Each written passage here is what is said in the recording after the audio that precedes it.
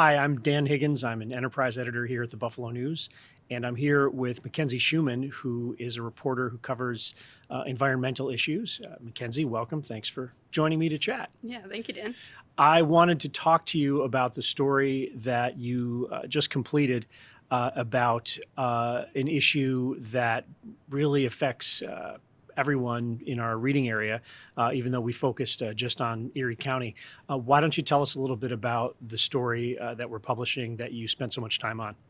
Yeah, so my story is about lead in drinking water in public schools in Erie County. There are about 28 school districts in Erie County, and every single one of them has to test their water now about every 3 years for lead.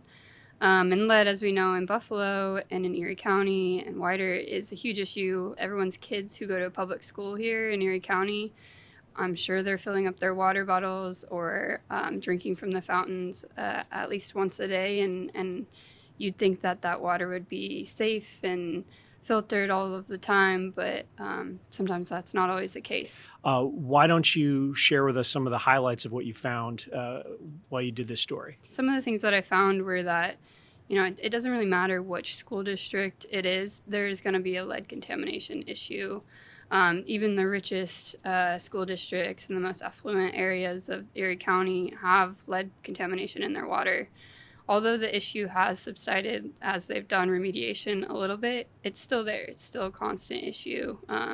And so those were some things that surprised me, just the scope and the ongoing issue. If they find lead contamination above 5 parts per billion, which is the state's limit, they have to immediately shut off that source of drinking water and then do some form of remediation. So this can be anything from completely replacing that outlet to adding a filter to prevent lead from getting in, to doing flushing methods. There's a bunch of different methods, and it kind of depends on what the school district wants to do or can afford to do.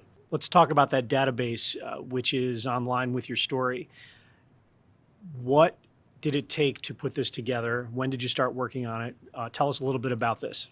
Yeah, the database was a really long process. I requested from every single school district in Erie County the documents pertaining to their lead testing.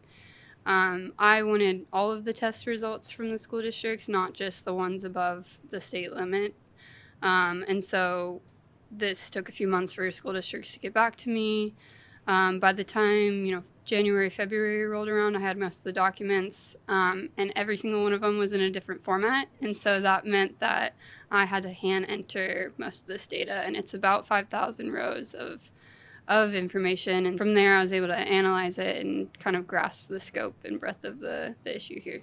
When parents read your piece and they look up their child's school and see the results and see that there are water sources at their child's school with troubling amounts of lead in the water, how worried should they be? What should they do? How should they read this data? As they're looking through the data, I think parents should look specifically for keywords like fountains or bottle fillers or bubblers. Those are the water sources that their kids are most likely to be filling their water bottles up with. If it doesn't exist in the data set, that means that it did not test high for lead.